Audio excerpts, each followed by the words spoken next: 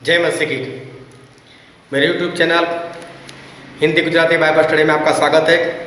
मैं स्टैनली मेहमान, मेरे साथ बने रहो और परमेश्वर के ज्ञान में बढ़ते जाओ। इन दिनों में प्रकाशित वाक्य की बाइबल स्टडी जो है वो लगातार चल रही है और आज तक हम ये देख चुके कि 5 स्वर्गदूतों ने 5 तुरही बजा दी है।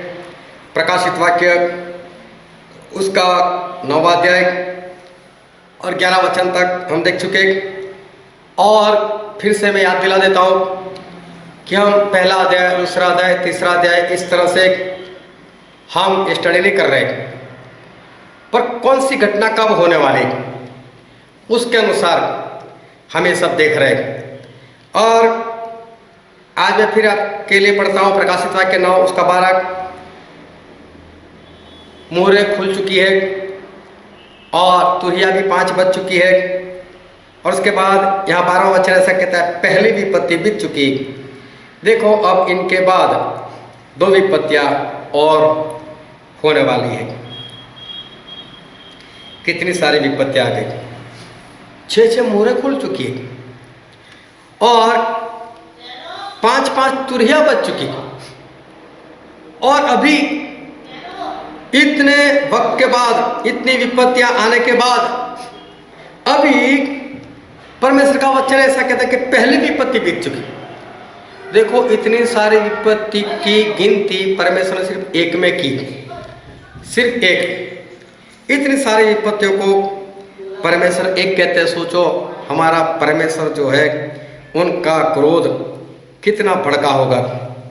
सिर्फ एक विपत्ति कही गई और लिखा है अभी 2 विपत्ति और आने वाली है। फिर 13वें वचन में लिखा है, और जब 6वें स्वर्गदूत ने तुरही फूंकी तो जो सोने की वेदी परमेश्वर के सामने है उसके सिंगों में से मैंने ऐसा शब्द सुना। वेदी की जो सिंग है उस सिंग में से तो सही में किसी तरह की आवाज़ जो है वो नहीं आती, लेकिन प्रकाशित वाक्य उसका 6 अध्याय और उसके 9वें वचन में लिखा है, और जब उसने 5वीं मोहर खोली तो मैंने वेदी के नीचे उनके प्राणों को देखा जो परमेश्वर के वचन के कारण और उस गवाही के कारण जो उन्होंने दी थी वध किए गए। परमेश्वर के लोग जो आज तक मारे गए हैं उनको उस वेदी के नीचे रखे गए। अब उनकी आत्माएं जो है वो 6वीं तुरही की आवाज़ में वो लोग अपना आवाज़ जो है वो बता रहे, अपनी बातें जो है वो कर रहे हैं। और फिर मैं पढ़ता हूँ प्रकाशित वाक्य 9 का 14, मानो कोई 6वें स्वर्गदूत से जिसके पास तुरही थी कह रहा है कि उन 4 स्वर्गदूतों को जो बड़ी नदी फरात के पास बंधे हुए हैं उनको खोल दो। बोले 4 जो स्वर्गदूत है उनको खोल दो। अभी किसको खोलने की बात कर रहे हैं? क्या किसी को बांध कर रखा है? सही में ऐसा नहीं है, किसी को बांध कर नहीं रखा, लेकिन उनको रोक कर रखा था। ये फरात जो नदी है वो ऐदन बाग से निकलती थी और प्रकाशित वाक्य उसका 7वां अध्याय और 1, 2, 3 वचन में पढ़ता हूँ। इसके बाद मैंने पृथ्वी के चारों कोनों पर 4 स्वर्गदूत खड़े देखे। वे पृथ्वी की चारों हवाओं को थामे हुए थे ताकि पृथ्वी या समुद्र या किसी पेड़ पर हवा न चले। फिर मैंने एक और स्वर्गदूत को जीवते परमेश्वर की मुहर लिए हुए पूरब से ऊपर की ओर आते देखा। उसने उनसे 4 स्वर्गदूतों के जिन्हें पृथ्वी पर समुद्र की हानि करने का अधिकार दिया गया था ऊंचे शब्द से पुकार कर कहा कि जब तक हम अपने परमेश्वर के दासों के माथे पर मुहर न लगा दें तब तक पृथ्वी और समुद्र और पेड़ों को हानि न पहुंचाना। ये एंटीक्राइस्ट के लोग हैं, इनको रोक कर रखा था कि जब तक हम परमेश्वर के दासों के ऊपर मुहर ना लगा दें तब तक आपको कुछ भी काम नहीं करना है। अभी मुहर लग चुकी है परमेश्वर के दासों के ऊपर और अभी एक आवाज़ आए कि उन सभी को खोल दिया जाए, उन 4 को खोल दो। और फिर हम पढ़ते प्रकाशित वाक्य 9 उसका 15 से, और वे 4 दूत खोल दिए गए जो उस घड़ी, उस दिन, महीने, वर्ष के लिए मनुष्य की 1/3 के मार डालने को तैयार किए गए थे। सोचो, मनुष्य की 1/3 मतलब 33.33% को मारने के लिए इनको खोला गया। आज तक जितने मर गए वो तो अलग से, लेकिन अभी और भी लोग 1/3 33.33% और भी मार दिए जाएंगे। सोचो, ये 6वीं तुरही की बात हो रही है। इस धरती के ऊपर देखो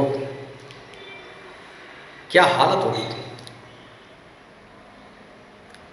एंटीक्राइस्ट खड़ा हो चुका है, वो अपना काम जोरों शोरों से कर रहा है, तो एलिया और हनोक भी काम कर रहे हैं। स्वर से भी ये सारी विपत्तियां आ रही है।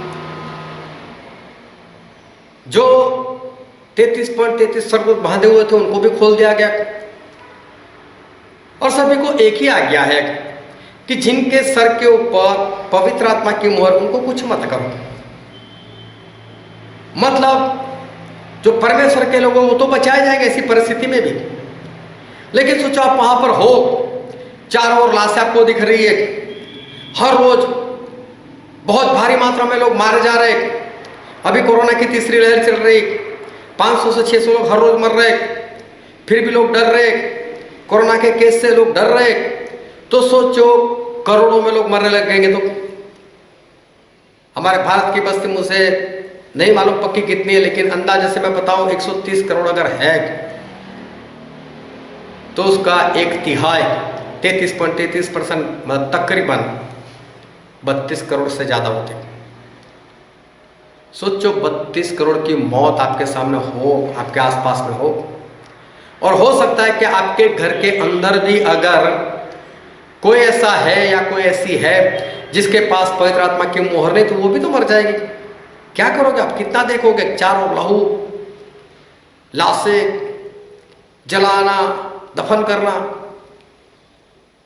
2-5 हजार मौत में तो लोग थक जाते, डर जाते, तो क्या करोगे आप? और इसलिए मैं बोलता हूं एक बार फिर से, पवित्र आत्मा का काम बंद है। जिनके पास पवित्र आत्मा है वो पवित्र आत्मा वालों के लिए ही प्रार्थना करेगा, और वही प्रार्थना सुनाई दी जाएगी, वरना वो दूसरे किसी के लिए प्रार्थना करेगा तो वो प्रार्थना तो नहीं सुनी जाएगी। ये पवित्र आत्मा कहीं पर भी नहीं काम करने वाले। जिनके अंदर कर रहे हैं बस वही दूसरों के साथ रहकर नहीं काम करेंगे। आज तो कोई बोलता है इसको छू लो, इसको चंगाई दे दो, चंगाई हो जाती है, इसको छुटकारा दे दो, उसका छुटकारा हो जाता है। उस वक्त नहीं होने वाला। तो सोचो, अगर आपने पवित्र आत्मा की मोहर पा ली, आप पवित्र आत्मा से भरे हुए, लेकिन आपके पिताजी नहीं भरे हुए, आपकी माताजी नहीं भरे हुए, तो उस वक्त उन दोनों का क्या होगा? क्या आप उनका मौत देख सकोगे? अगर आपका पति, आपकी पत्नी, उनके पास मोहर नहीं है, क्या उनको मरते हुए तड़पते हुए देखोगे? अगर आपके बच्चे, उनके अंदर मोहर नहीं है, तो क्या देखोगे आप? तड़पते हुए देखोगे, मरते हुए देखोगे। और ये सब देखोगे तो आपके ऊपर क्या असर होगी? हो सकता है आप भी परमेश्वर को छोड़ दो। बहुत भयानक से दिन है, बहुत भयानक से दिन है। और इसलिए मैं बोलता हूं, आज ही अपने परिवार वालों को बचा लो। कुछ भी करो, उपवास पर उतर जाओ, उनके पीछे पड़ जाओ, किसी भी तरह से बचा लो उनको, वरना आपके हालात बहुत बिगड़ने वाले। अंतिम वक्त के अंत के दिनों में हम प्रवेश कर चुके हैं। प्रकाशित वाक्य शुरू हो चुका है, और इसलिए मैं आपसे विनती करता हूँ, सच्चाई से और आत्मा से परमेश्वर के पीछे चलो। जो परमेश्वर को नहीं पसंद, सारी बातें छोड़ दो, आगे बढ़ो, खुद पवित्र आत्मा पालो, और आपके रिश्तेदारों को, घर वालों को भी प्राप्त कराओ। परमेश्वर आपको आशीष दे। आमीन।